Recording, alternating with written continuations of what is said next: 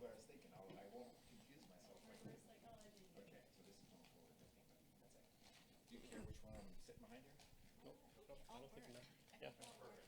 Yeah.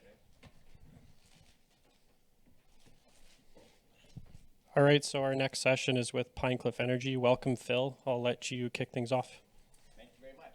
First of all, thanks to Peters & Co. for inviting us back again this year. Stand by. Sorry. Oh, we got to pause. Okay, there we go.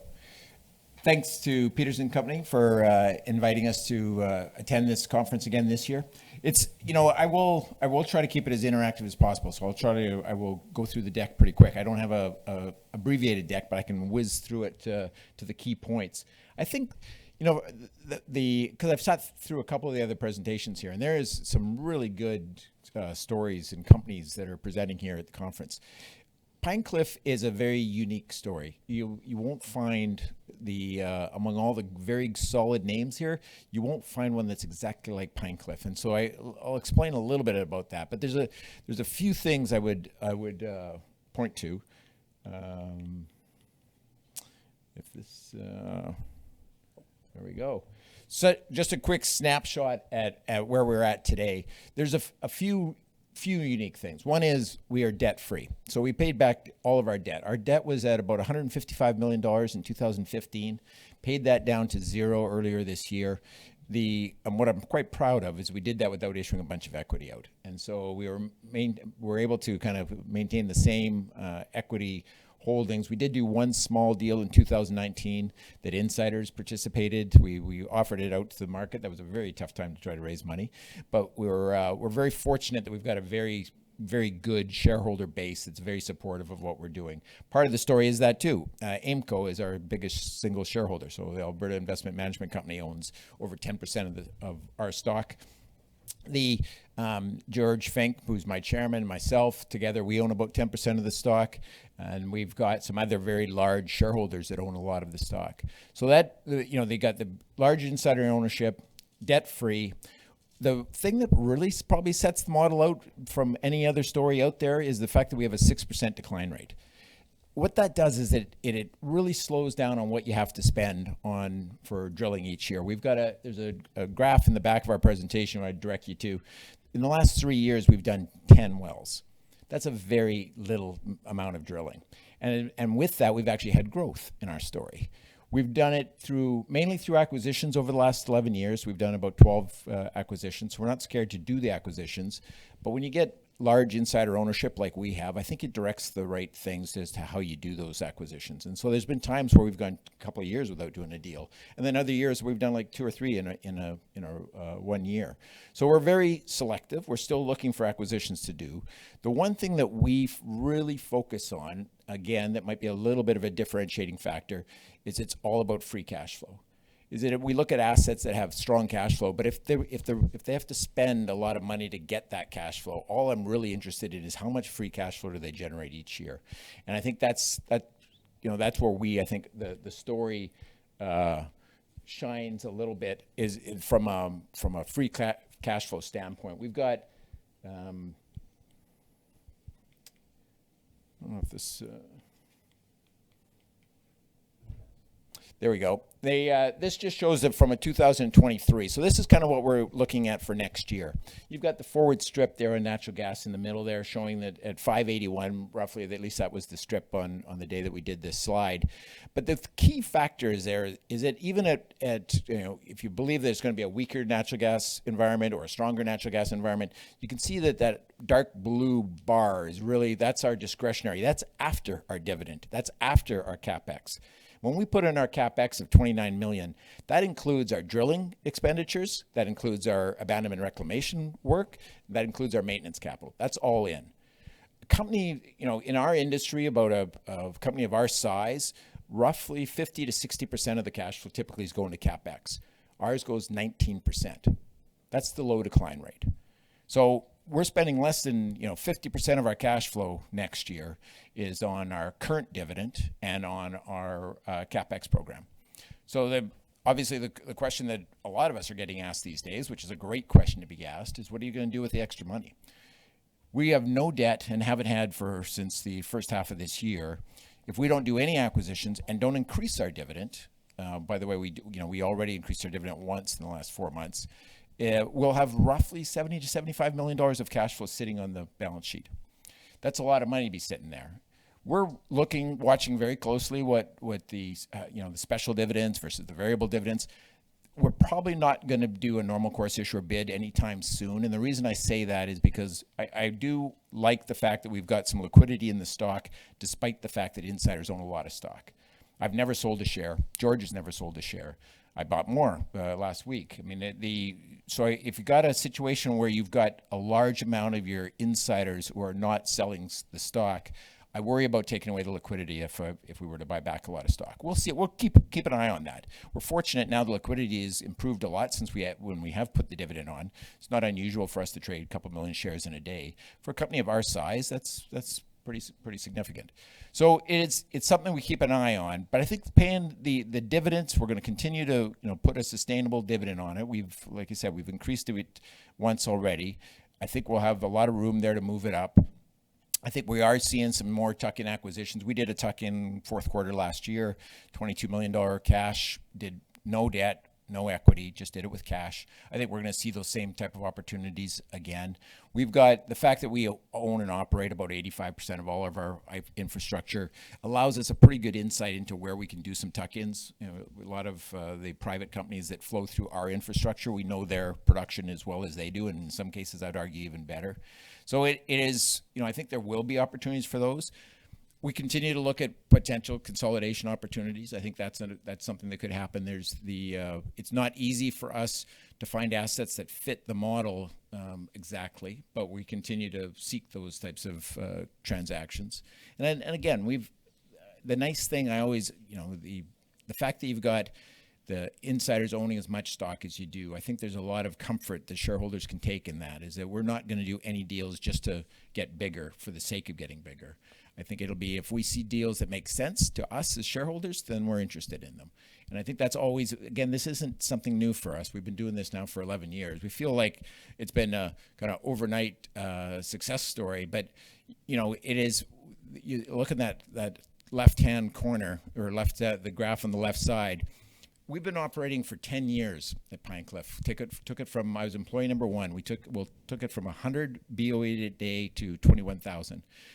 In 2021 was the best cash flow year we've ever had in the history of Pine Cliff. $55 million of cash flow. Very proud of that. In the second quarter of the last quarter, we did $55 million of cash flow. We just did as much cash flow in one quarter as we did in the best year we have in 10 years. We're seeing the setup, and I won't bother you through all the macro slides that are in the deck. I encourage you to take a look at them. But we're setting up for what looks like a very good winter on the natural gas side. We're seeing natural gas storage is below 5-year levels in the United States. We're seeing it's well below the 5-year level in Western Canada. Though there's a lot of focus on what's going on in Europe, as there should be. And I think everyone's focusing on getting the European gas storage filled, and I think they will get it filled before the winter, and they need to. But what is not yet kind of on the radar screen, I don't think, is what's happening on the Canadian and on the U.S. side, and what that's done to forward markets. The forward strip for going into next year is, like I say, it's a very healthy, the healthiest we've seen the forward natural gas strip in a lot of years. So it's setting up really nice in the short term. Longer term, everybody's well aware of the fact that we got LNG Canada around the corner. We've got the U.S. ramping up their own LNG production from 13 to 14 BCF a day, which is where it'll probably exit this year, going up to about 25 BCF a day is what their plans are. They have three plants that are currently in construction for 2025. So it's setting up very well for the short term, setting up very well for the long term. We're 87% gas weighted, so it's a very good way to play take a long-term call on natural gas. And you do that in a company that's got no debt, is paying you, one of the highest dividend yields that exists on the Toronto Stock Exchange today. We're about 6.6, 6.7% dividend yield, and it's clear as you look at these numbers, we've got room to move that up. So maybe I'll take a few questions if you've got any. Sure. Maybe I can start unless there's any questions from the audience. Specifically you mentioned that you have, 70 to 75 million of potential net cash on the balance sheet next year. Is there an amount? Like, could we potentially see all of that come back to shareholders, or do you just want to ensure that you still have flexibility to maintain dry powder for M&A and other opportunities like that? Yeah, I think we'll always keep some. We've been operating without a banking syndicate for 3 years now, and we do have a banking line that is undrawn. I like the idea of keeping some of that money around. I mean, we were a perfect example of what happened the fourth quarter of last year. We were not the top bid on the asset that we wanted. We were, as it turns out, I think fourth top bid. But we went in with cash and said we'll close in 2 weeks. We knew the assets extremely well. I think there's going to be more of those tuck-in opportunities for us. So keeping some money around is going to make some sense. Keeping a large amount of money around does not make sense. So I think we look at it kind of, we don't want to set a dividend that we're going to constantly have to adjust downwards. I mean, you want to set a sustainable dividend that you're going to be able to increase over time. I mean, my chairman, George Fink, I think has run one of the top dividend companies out of Calgary for 2 decades. I mean, he's paid in Bonterra, they paid $1.3 billion of dividends out in that company. I think there's a way to do it with low decline assets that you can do it sustainably. And I think that's, we now are doing that. We set that up. That was always the goal. This is not a story that's changed course at any time over the last 10 years. We've always wanted to build a dividend company off of natural gas, low decline natural gas assets. We finally have some pricing that makes it viable. So, I watch the special dividends really closely. I watch what Tourmaline and C&Q are doing. I think the traditional thinking was that you don't get value for your special dividends, that you're only rewarding your existing shareholders, but you're not going to get any value in the share. I think that's being tested right now. I think if you're going to continue to do special dividends, if it's not seen as a one-time, this is the only time you're going to get a special dividend, I think shareholders are now investing in companies because they can see that if that's going to be a way to return capital to them, they're willing to wait for that. And so I think we've got a model that clearly generates. I mean, we'll do close to $200 million of cash flow this year, and it's our capex program is less than 30.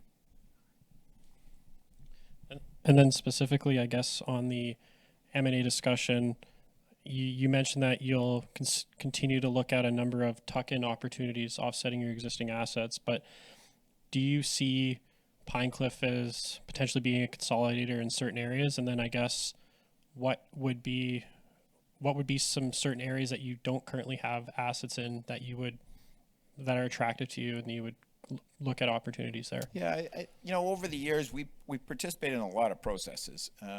The next piece I'd like to add sometime in the next few years would be a bit more inventory. And I think that there's been so much consolidation in our space that I think there is the potential that there will be non-core assets that are going to be available to the market. And at some point over the next few years, I think we'll be able to add that. When you're only drilling 4 or 5 wells a year, we've got 75 locations.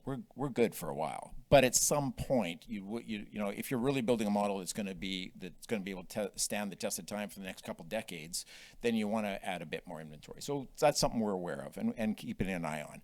The Pecusco wells that we're doing right now are fantastic wells. I mean, the payback on these things are 5-6 months at these prices. So they're very good wells, but they're limited. So, we're not going to be a company that's going to all of a sudden really increase our growth. You're not going to see us all of a sudden do 20 wells next year. It's just not going to happen. These assets aren't built for that. What they are built for is that really low, predictable production that we can handle. We're more operators than we are drillers, and that's kind of always been the focus of the team that I've built. It's been around people that operate assets really well.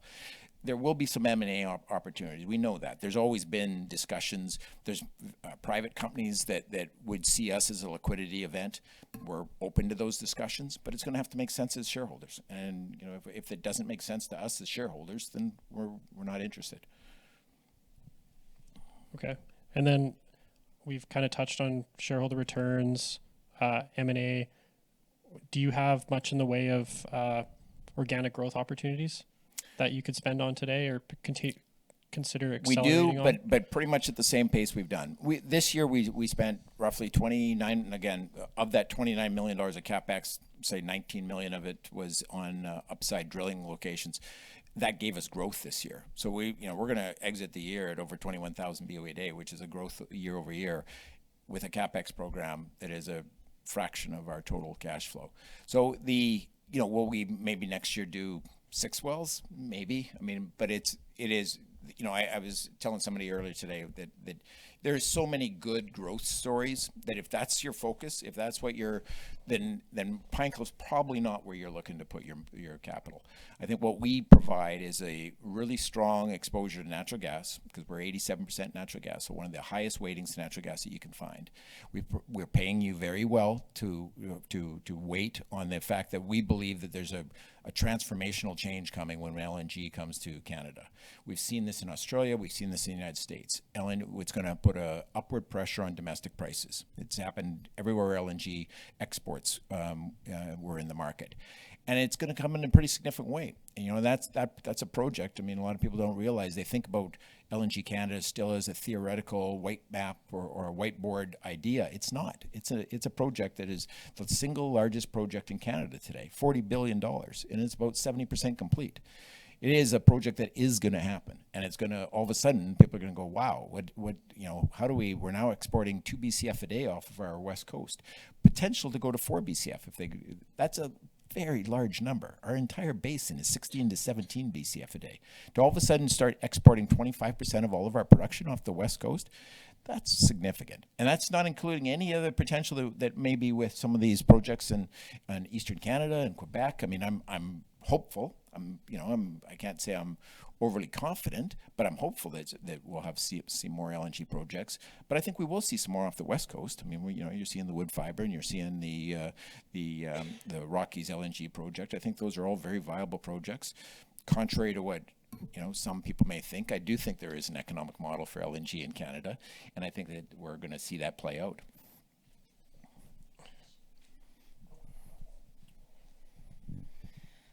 Phil, just wondering, given where gas prices are you thinking about kind of the gas marketing part of your business a little bit differently, or any sort of changes on that front?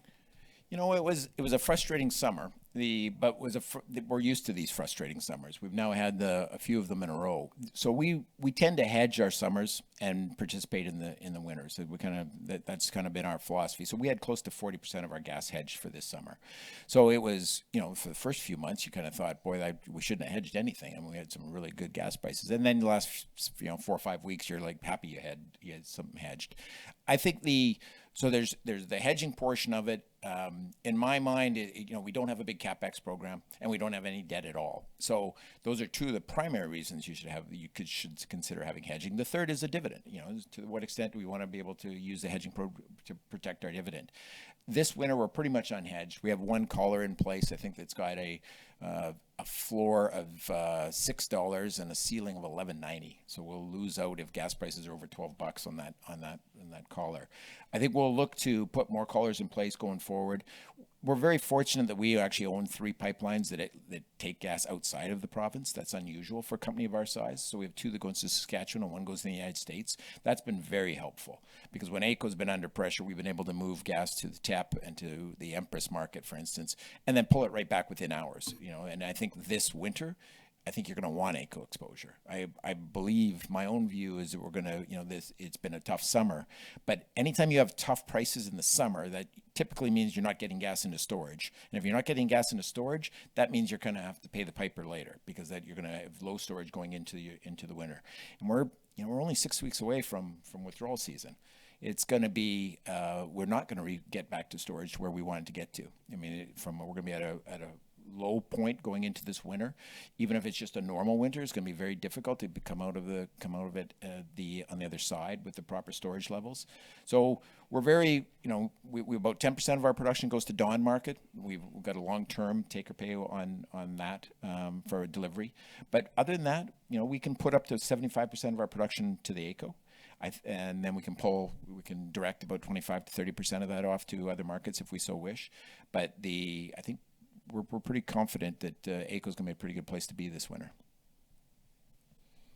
One other question I had for you. I know you guys are keeping a pretty conservative capital program, but a lot of your peers are picking up activities. So what's the impact of inflation on what you guys are doing? Yeah, and we've saw the inflation as well, but given the fact that in the last 3 years, have only drilled 10 wells, I mean, the inflation impact on us is very, very nominal. But it's there, so we understand what the other producers are talking about. I mean, there's no doubt that it's costing more for pipe and for service companies. So, there's inflation right throughout the system. But again, we'll do close to $200 million this year, and our drill program was like $19 million. So is it higher than we'd like? Yes, but it is still a very small amount compared to the bigger picture. All right. Well, I think with that, we'll end the session. Thank you very much, Phil, for taking the time. Thanks for having me. Thank you.